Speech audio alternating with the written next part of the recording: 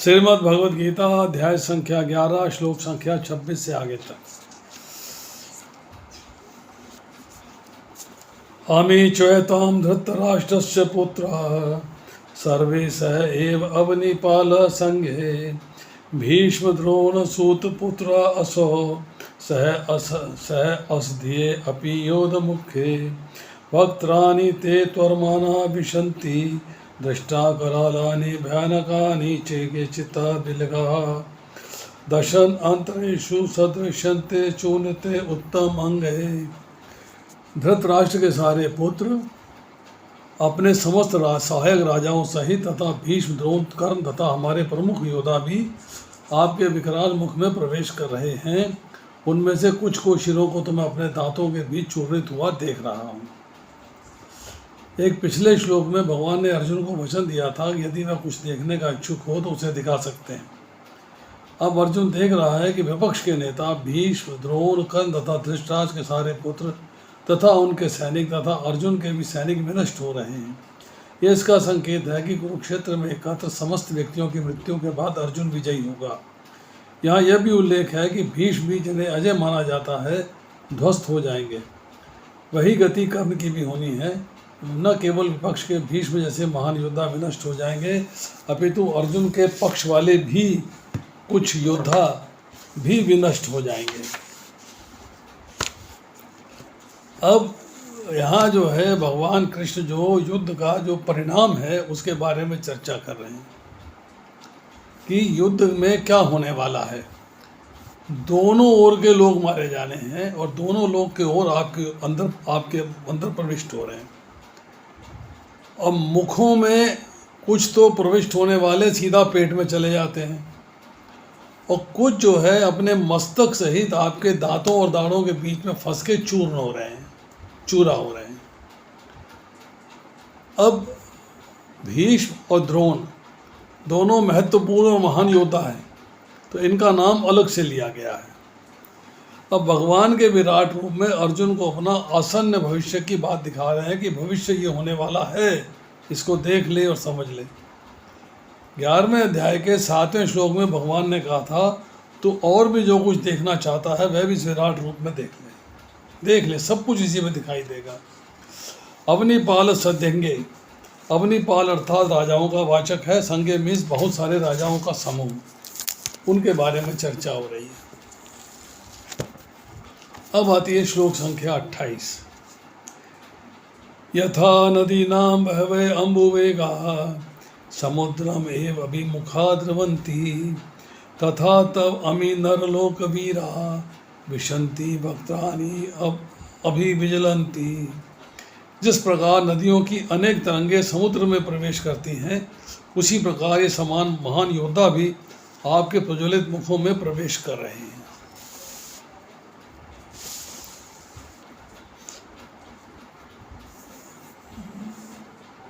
मूल जल जो है समुद्र का है, उससे बादल बनते हैं, उससे बरसात होती है, उससे नदियां भरती हैं। अब समुद्र में नदियां अपना नाम और रूप छोड़ देती हैं, समुद्र में मिल जाती हैं। गंगा का नाम समुद्र में मिलने के बाद गंगा जी नहीं रहता है, यमुना का नाम मिलने के बाद यमुना जी नहीं रहता। जो भी नदी समुद्र में मिलती है उसका नाम समाप्त हो जाता है, वो अपना स्वतंत्र अस्तित्व समाप्त कर लेती है। उसी तरह सेम एग्जाम्पल दिया है कि जो शूरवीर भक्तजन हैं, जो बलवान हैं, शूरवीर हैं, वे आपकी ओर मुख करके दौड़ रहे हैं और आपके आप में अभिन्न भाव से प्रवेश कर रहे हैं, एंटर कर रहे हैं आपके अंदर। अभी विज्वलंती, नदियों की तरह मात्र जीव नित्य सुख की अभिलाषा लेकर भगवान की ओर दौड़ते हैं। जैसे नदियाँ समुद्र की ओर दौड़ती हैं ऐसे जो है जीव जो है भगवान की ओर दौड़ता है। अब युद्ध में आए हुए, ऐसे युद्ध में आए हुए भीष्म द्रोण आदि जो इस नरलोक में वीर पुरुष हैं, वीर हैं, आपके प्रकाश में मुख में प्रविष्ट हो रहे हैं। अब आती है श्लोक संख्या 29। यथा प्रदीपम ज्वलनं पतंगा विशन्ति नाशाय समृद्ध वेगा तथा एव नाशाय विशन्ति लोका तब अपि वक्त्राणि समृद्ध वेगा। मैं समस्त लोगों को पूर्ण वेग से आपके मुख में उसी प्रकार प्रविष्ट होते देख रहा हूँ जिस प्रकार पतंगे अपने विनाश के लिए प्रज्वलित अग्नि में कूद पड़ते हैं। देखा होगा आपने, बरसात के अंदर बहुत सारे पतंगे आते हैं और वो अग्नि में ट्यूब के आसपास, बल्ब के आसपास जाके मृत्यु को प्राप्त हो जाते हैं। मतलब पतंगे जो हैं, जब अंधेरी रात्रि होती है और अग्नि दिखाई देती है तो उस अग्नि पे मुग्ध हो जाते हैं, आकर्षित हो जाते हैं और उसकी ओर तेज़ी से दौड़ते हैं। कुछ स्वाहा हो जाते हैं, कुछ तड़पते हैं। तड़पते कब है? लपट लग जाती है जब तक। इसी तरीके से सांसारिक वेग अर्थात भोग भोगने प्लस संग्रह करने का चिंतन होते रहना। सांसारिक वेग क्या है? आप चिंतन हो रहा है संग्रह करने का और भोग भोग रहे हैं। अब ऐसे भोग भोगने वाले, ऐसे चिंतन करने वाले दुर्योधन और उसके मित्र राजागण, संबंधीगण पतंगों की तरह बड़ी तेजी से आप जो कालचक्र के रूप हैं आपके मुखों में प्रवेश कर रहे हैं, अर्थात पतन की ओर जा रहे हैं, अर्थात 84 लाख योनियों की ओर जा रहे हैं। अब आती है श्लोक संख्या 30। लेलीहसे ग्रसमान समन्तात लोकान समग्रान वदने ज्वलधि तेजो भी या पूर्व जगत समग्रम भास तब उग्रह प्रजपंति विष्णु। हे विष्णु, मैं देखता हूँ कि आप अपने प्रज्वलित मुखों से सभी दिशाओं के लोगों को निगलते जा रहे हैं। आप सारे ब्रह्मांड को अपने तेज से आपूरित करके अपनी विशाल झुलसाती किरणों के सहित प्रकट हो रहे हैं। अपनी विशाल झुलसाती किरणों सहित प्रकट हो रहे हैं। विशाल रूप जो दिखाई दे रहा है, विराट रूप जो दिखाई दे रहा है, उससे जो किरणें आ रही हैं वो झुलसा रही हैं। तो अब आप संपूर्ण प्राणियों का संहार कर रहे हैं।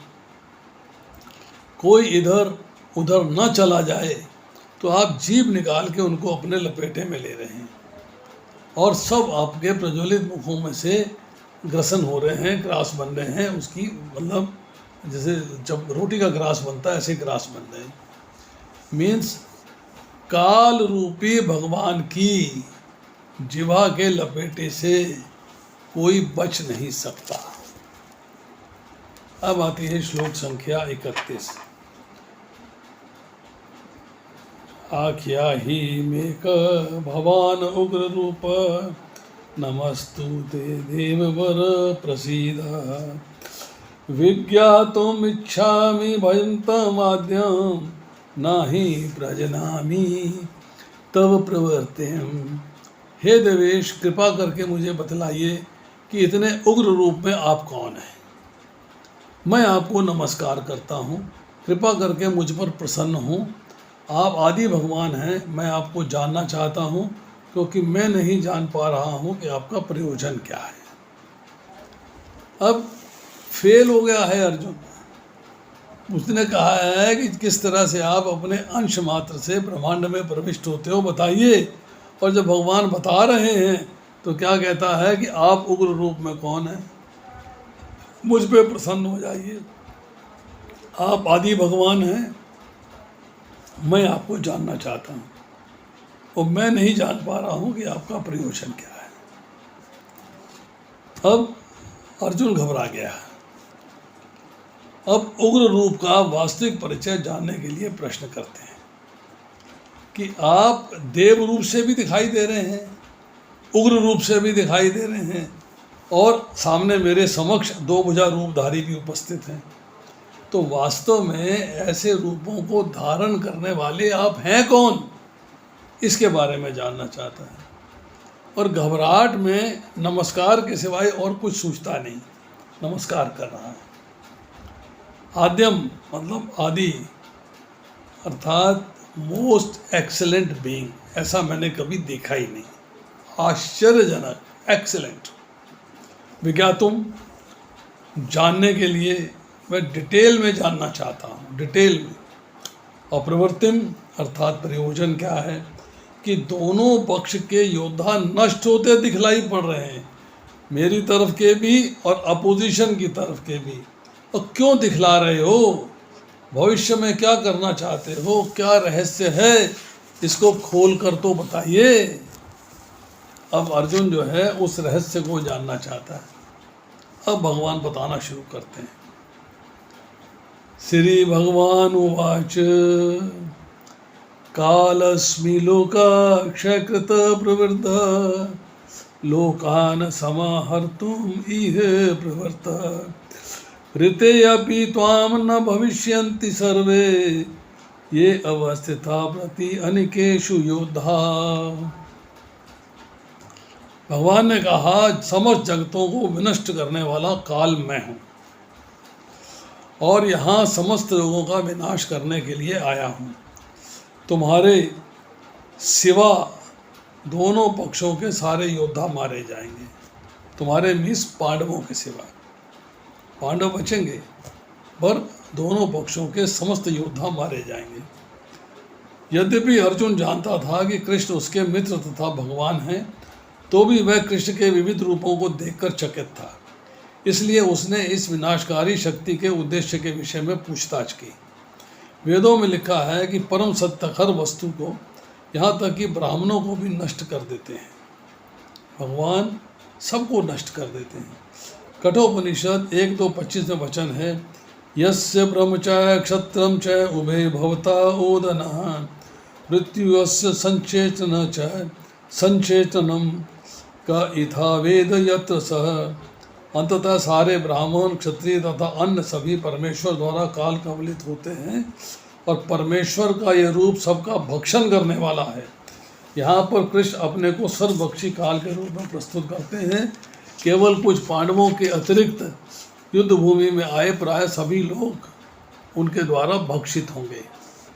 अर्जुन लड़ने के पक्ष में न था, वह युद्ध न करना श्रेयस्कर समझता था, क्योंकि तब किसी प्रकार की निराशा न होती।